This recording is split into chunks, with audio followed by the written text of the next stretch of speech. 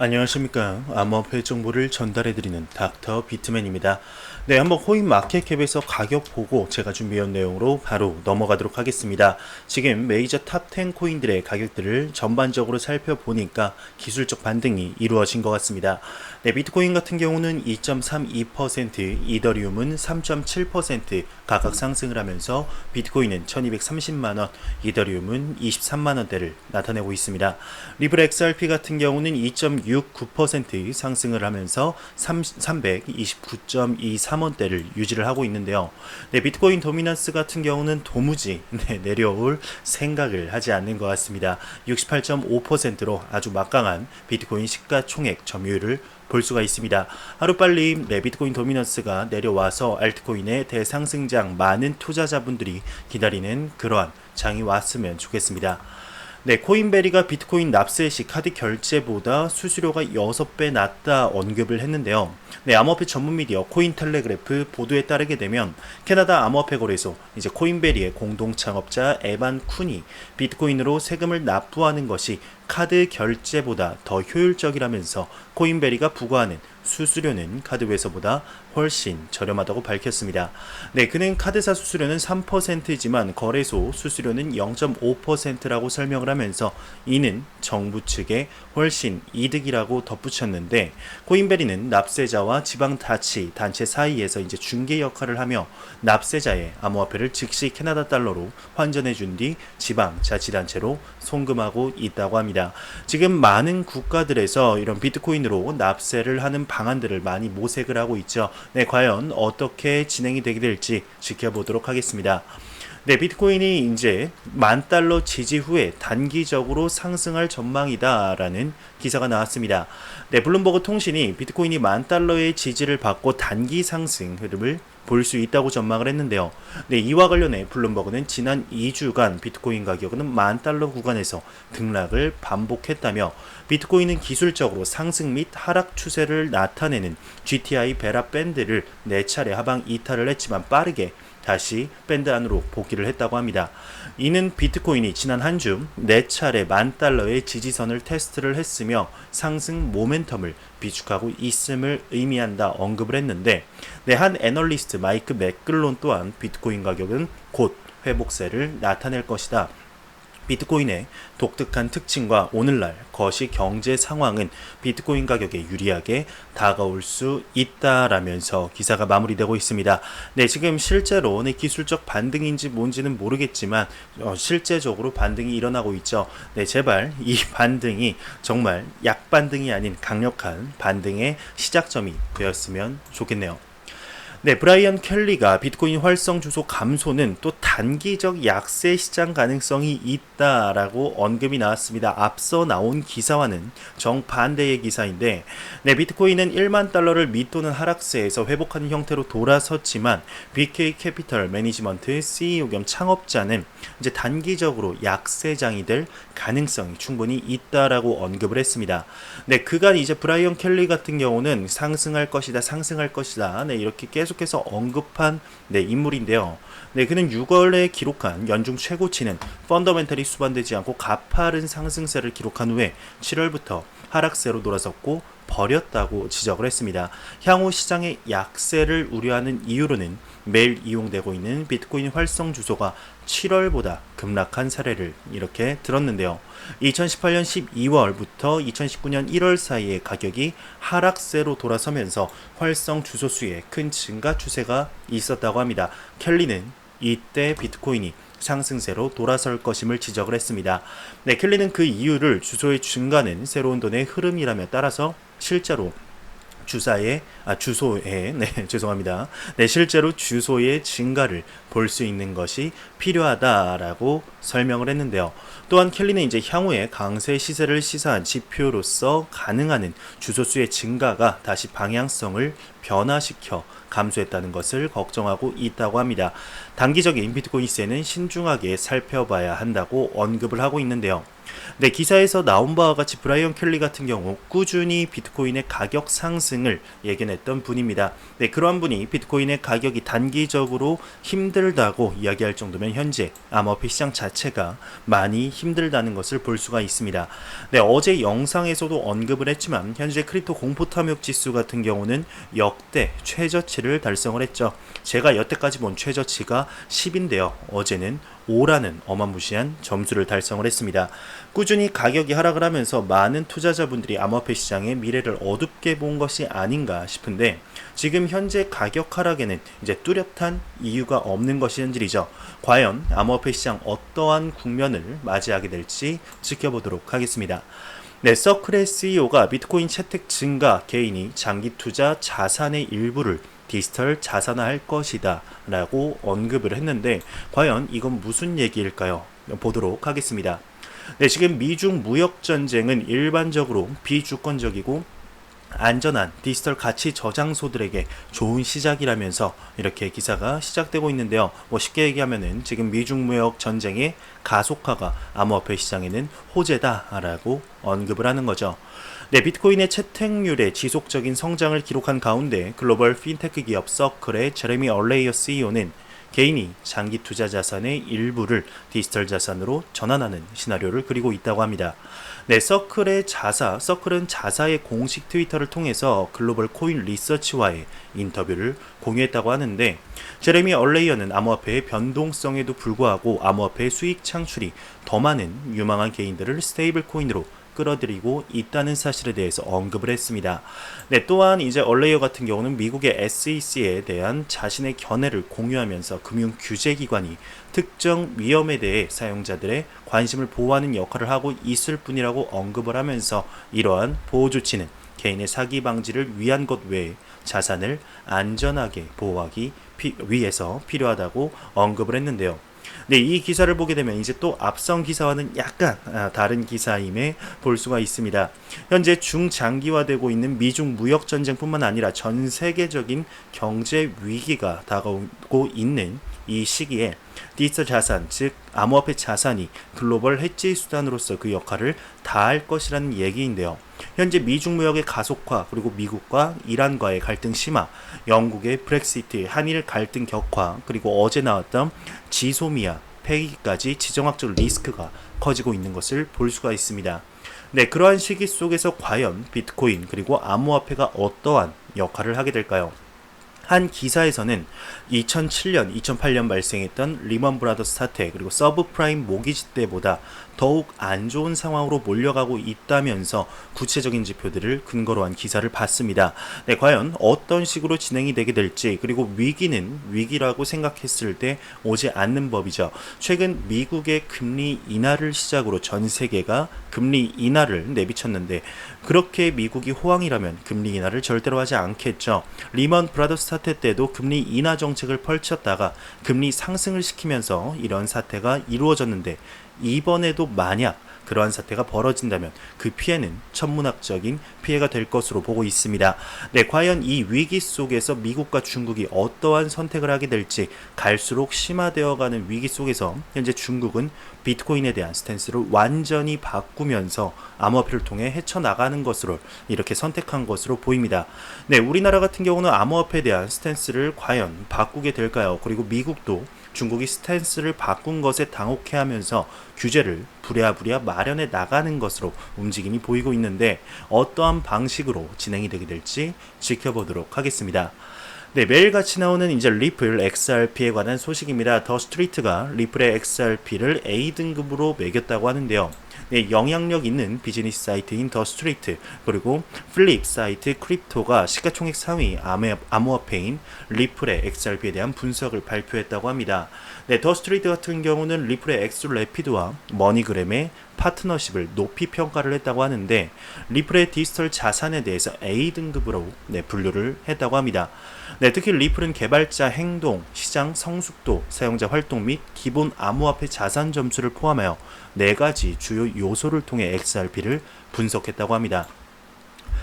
네, 분석에 따르게 되면 리플은 전 세계의 금융 환경에서 성장함으로써 암호화폐의 XRP 관련 솔루션을 육성하고 금융기관에 진출하고 있죠. 특히 더 스트레이트 같은 경우는 리플의 엑스커런트를 통해서 보수적인 금융기관 고객들에게 리플 플랫폼을 진입하는 한편 엑스래피드를 발전시켜서 송금 시장에 활용하여 복잡성으로부터 단순화의 피난처를 제공하고 있다고 밝혔는데요. 네, 리플랩스는 리플의 궁극적인 목표인 엑스래피드 솔루션의 채택을 적극적으로 개발하고 홍보하고 있죠. 네, 따라서 리플랩스 팀은 엑스커런트에 대한 암호화폐 변동성에 주의를 기울여서 기관 고객들을 계속 유치하기 위해 노력하고 있습니다. 네, 앞으로 리플랩스가 추진하는 파트너십에 주의를 좀 기울여야겠죠.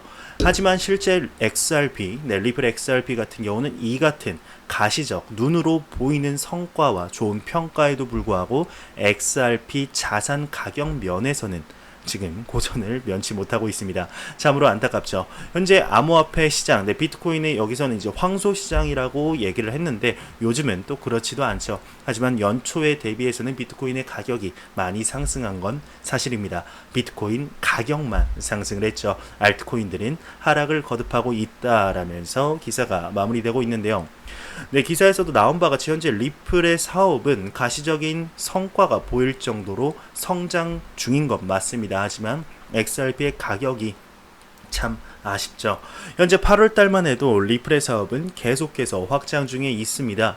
네, 어제만 해도 이제 DBS 뱅크의 공식 문서에서 엑스래피드 자체가 현존하는 모든 송금 솔루션 중에 가장 효율적이다라고 언급이 되었을 뿐만 아니라 얼마 전에는 이제 나스닥 지수가 추가되면서 리앙호의 명성을 이어가고 있는데 움직이지 않는 가격을 보고 리또속이라는 불명예도 이어가고 있는 추세입니다.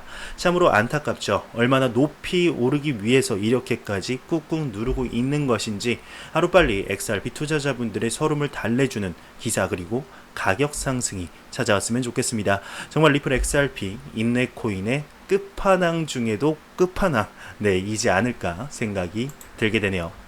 네, 미 민주당 앤드류 양 후보가 이제 블록체인을 사용해 모바일 투표를 실시할 것이라고 언급을 했는데요. 네, 미국 민주당 앤드류 양 후보는 2020년 미국 대통령 선거에서 승리를 하면 블록체인 기반 모바일 투표를 실시할 것이라고 언급을 했습니다. 네, 보도에 따르게 되면 앤드류 양은 자신의 캠페인 웹사이트에서 미국 시민이 확인 목적으로 사용되는 블록체인 기술을 사용하여서 모바일 장치에서 투표할 수 있는 옵션이 있어야 한다고 믿는다고 밝혔는데 앤드류 양은 2020년에도 몇 시간씩 줄을 서는 일이 있는 것은 말도 안 된다고 언급을 했습니다. 네, 보안 위험 측면에서 대부분의 투표 기계는 현대의 기술만큼이나 해커들에게 또 취약하다고 언급을 했는데 네, 앤드류 양이 이제 2020년에도 고물 투표소에서 투표하기 위해 몇 시간씩 줄을 서 있다니 이건 말도 안 된다. 오늘날 우리 휴대전화에서 블록체인을 이용해 부정행위를 방지하는 투표를 하는 것은 기술적으로 100% 가능하다.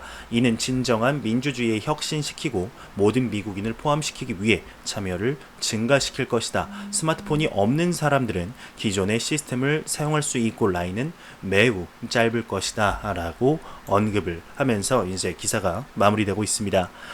네, 이제 썸네일에서도 이제 미국의 노무현이라고 제가 적었는데 이거는 제가 정한 게 아니고 실제로 네, 별명입니다. 한국에서 불리는 별명이 지금 미국의 노무현이라고 불리고 있습니다. 혹시 이걸 보고 또 우판이 좌판이 또 이렇게 언급할 분들이 있어서 혹시나 오해의 소지를 줄이기 위해서 미리 언급드립니다. 정말 이런 별명이 붙였습니다.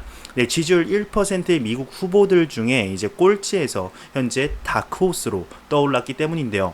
네, 과거 2002년 이제 국민 참여 대선에서 이제 지지율 2% 만년 꼴찌 후보였던 노무현이 골리앗 같은 이제 지지율의 대세 후보 2인제를 누르고 대선에서 승리한 것처럼 앤드류 양도 그렇게 될 가능성이 있지 않느냐 해서 붙여진 별명입니다.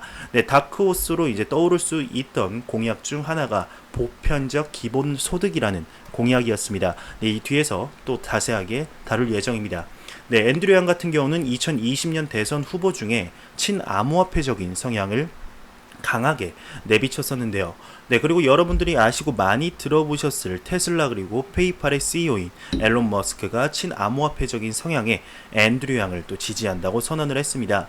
네, 현재 앤드류 양 같은 경우는 친암호화폐적인 공약 그리고 앞서 언급했던 기본소득으로 화제가 되고 있는 대선 후보인데 선거 운동 자금 마련을 위해서 오픈노드와 제휴를 맺었습니다. 여기서 나오는 오픈노드는 비트코인 결제 플랫폼인데요. 앤드류 양의 선거 자금 펀드인 휴먼 포워드 펀드는 이제 오픈 노드 플랫폼을 통해서 2019년 7월 25일부터 2019년 8월 14일까지 21일간 비트코인으로만 선거 기부금을 받겠다고 밝힌 바 있습니다.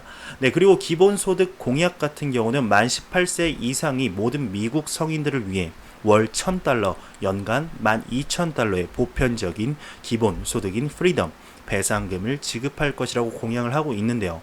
네, 암호화폐 매거진인 비트코이니스트는 앨런 머스크의 앤드류 양 지지 행보를 두고 앨런 머스크가 비트코인 구조가 훌륭하다고 생각한다는 증거라면서 머스크 같은 성견 지명을 가진 인물이 앤드류 양을 지지하는 것은 비트코인의 채택률을 높이는데 가장 큰 도움이 될 것이라고 언급을 했습니다. 네, 2020년 대선 결과로 만약에 앤드류 양이 당선된다면 암호화폐 시장에 있어서 큰 기조의 변화가 이루어질 것 같은데 과연 어떠한 방식으로 진행이 되게 될까요?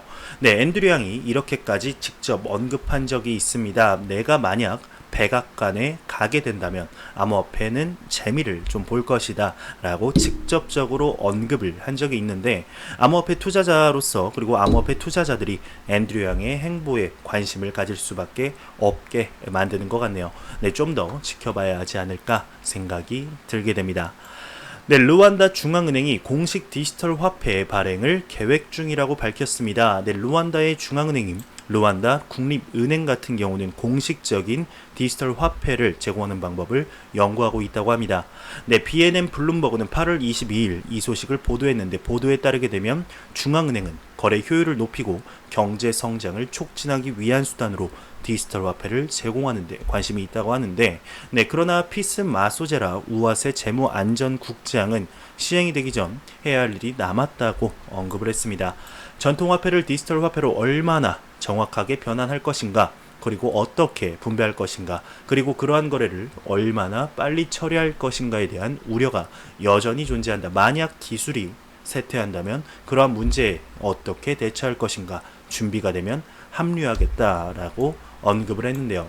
네, 우아세 중앙은행이 우아세는 중앙은행이 캐나다 그리고 싱가포르, 네덜란드 등 다른 중앙은행들의 국가 디지털 화폐 창출 시도도 연구할 것이라고 말한 것으로 알려졌다고 합니다. 네, 코인텔레그래프의 보도대로 지금 국제통화기금 IMF는 지난 6월 우루과이가 중앙은행 디지털 화폐 시범 프로그램을 시작을 했고 바하마, 중국, 동부 카리브해 통화연합, 스웨덴, 우크라이나 등 자체 시험 출시에 가까운 상황이라고 이렇게 전했죠.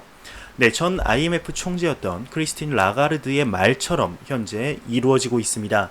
네, 작년 11월 크리스틴 라가르드 전 총재는 싱가포르에서 열린 핀테크 페스티벌에 참석해서 목소리를 높였었는데요. 이제는 중앙은행이 지폐와 동전뿐만 아니라 비트코인 같은 디지털 화폐를 발행할 때가 왔다는 것입니다.